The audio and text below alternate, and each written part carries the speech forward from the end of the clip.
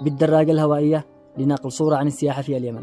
اليوم قررت أخذكم إلى منطقة سياحية قريبة من صنعاء. أخذت السيكل وتحركت إلى عصر، وبدأت طلوع الجبل. أول كيلومتر، ثاني كيلومتر، ثالث كيلومتر، 5 كيلومتر، وصلت إلى رأس الجبل. نزلت الصباحة، واصلت طريقي باتجاه متنة. الآن قربت أطلع من صنعاء. خرجت من صنعاء، ومن هنا تبدأ مديرية بني مطر. أول شيء واجهته كان طلوع من. بدأت أطلع أول كيلومتر. لحظة أشوف المنظر من هنا. ثاني كيلومتر انتهت الطلعة. على اليمين تشاهدون جبل النبي شعيب، أعلى قمة في الجزء الآسيوي من شبه الجزيرة العربية. وصلت إلى سوق متنة وعديت السوق. من هنا من سوق بيت ردم، تقاطع قرية بيت ردم مع طريق الحديدة. أخذت المفرق على اليسار، وكما تشاهدون هكذا كانت الأجواء بعد المطر جدا خرافية. هذه أمامي قرية بيت ردم، وهنا على اليمين بركة سعيدة بنت ردم. واصلت طريقي، والآن يبدأ النزول إلى الوادي. كملت النزول، وصلت الآن إلى وجهتي وادي حليلة. طبعا بعد ما تنزل من هذا المكان بتوصل إلى هذه المنطقة، بتشوف هذه الطلعة